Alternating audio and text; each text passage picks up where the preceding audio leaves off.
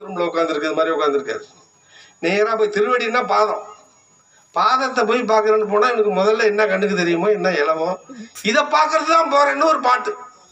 போய் யோசிச்சு பாருங்க. கல்லும் முள்ளும் காலுக்கு மெத்தை. உண்மையிலே கல்லும் முள்ளும் காலுக்கு மெத்தையா? கிடையாது.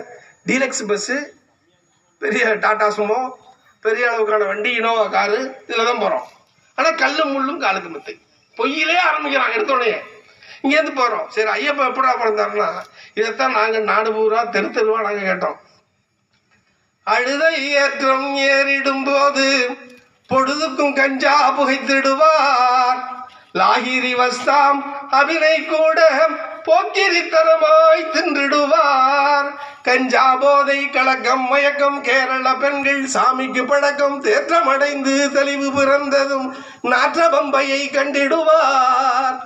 அங்க சொல்றான், அந்த பம்பையில என்ன சீர்கேடு நடந்திருக்குன்னு சொல்லி ஒரு 11 மெம்பர்ஸ் கமிட்டி போட்டான் கேரளா கவர்மெண்ட். 11 பேர் சேர்ந்த எம்எல்ஏ, எம்பி, அந்த சுகாதாரத்துறை ஆய்வாளர்கள் எல்லாத்தையும் சேர்த்து ஒரு 11 பேர் சேர்ந்து ஆய்வு பண்ணான். ஆய்வு பண்ணப்ப அந்த பம்பை நதி இருக்கு பாருங்க, அந்த பம்பை நதியில 11 லட்சம் கிலோ மணம் மிதக்குதான். அதுல போய் நம்ம ஆளை குளிச்சுட்டு, எங்கே மணக்குது சந்தனம், எங்கே மணக்குது சபரிமலை ஐயப்பனின் மேலே மணக்குது. குளிச்சு விட்டதுல அதாவது கொஞ்சமாவது அறிவுக்கும் பக்திக்கும் தொடர்பு இருக்கா? நம்ம காசை இழக்கிறோம், பணத்தை இழக்கிறோம், இன்னொரு ஸ்டேட்ல கொண்டு போய் குட்டுறோம் அப்படிங்கிற அந்த இது இருந்தா கூட நண்பர்களே. ஆனால் இன்றைக்கு இவ்வளவு பெரிய இழிவை பக்தியின் பெயரால் நாம் சுமக்கலாமா என்று கேட்ட தலைவர் தந்தை பெரியார். சும்மாவா இல்லைன்னு சொன்னார் கடவுள்? கேட்டேன், கடவுள் இல்லை போங்க அப்படின்னு சொன்னார். இல்லையே, ஒவ்வொரு கடவுளினுடைய பிறப்பு யோக்கியதையும் யோசித்தார். ஒவ்வொரு கடவுளினுடைய அந்த இது எதுவுமே நம்ப முடியலையா? ஒருத்தம் கூட மனுஷனுக்கு பிறக்கலைன்னா அதான் சொன்னார். ஆய்வு பண்ணுங்க, நீங்க பெரிய அளவுக்கு நீங்க கடவுளர் கதைகள்னு படிச்சுட்டே வந்தா கூட நம்ம ஏத்துக்க முடியலையே, மனசு ஒப்ப மாட்டேங்குது. இதெல்லாம் எப்படி சயின்டிபிக்ல இன்னைக்கு இருக்கக்கூடிய விஞ்ஞான வளர்ச்சியில மிகப்பெரிய அளவுக்கு இன்னைக்கு செயற்கை முறை குழந்தைகள் உருவாக்கக்கூடிய இந்த நேரத்தில் கூட இன்னமும் பல கதையை சொல்லிட்டு நம்மளை ஏமாத்துறா. இன்னைக்கும் பெரிய அளவுக்கு நம்முடைய மக்களினுடைய அந்த உழைப்பு செல்வம் சுரண்டப்படுகிறது என்பதை ஏற்றுக்கொள்ள முடியவில்லையே. அப்போதுதான் பெரியார் நிற்கிறார். ஆனா இவ்வளவு பக்தியை ஏன் நம்ம மேல திணிக்கிறான்? தினமும் பக்தி, வார பக்தி, மாச பக்தி, வருஷ பக்தி, இவ்வளவு பக்தியை ஏன் கொண்டு வந்து இங்க திணிக்கிறான் என்று சொன்னால், நாம் நம்முடைய உரிமையை பற்றி சிந்தித்து விடக்கூடாது. இன்னைக்கு நாட்டில் என்ன நடக்குது? இந்தியா ஆத்தாகை ஜாத்தாகை கத்துகைங்கிறான்.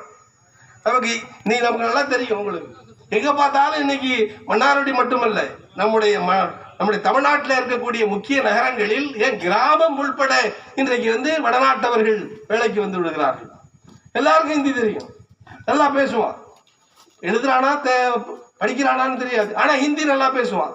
ஆனால் நண்பர்களே, இந்த காலகட்டத்திலும் இவ்வளவு பெரிய ஒரு வளர்ச்சியை கல்வியிலே நம்முடைய தமிழ்நாடு பெற்றிருக்கிறது. கேரளா போன்ற மாநிலங்கள், இருக்கக்கூடிய திராவிட இன மாநிலங்கள் பெற்றுக் கொண்டிருக்கிறது என்று சொன்னால், இதற்கான அஸ்திவாரம் என்பது அப்போதே உருவாக்கப்பட்டு விட்டது.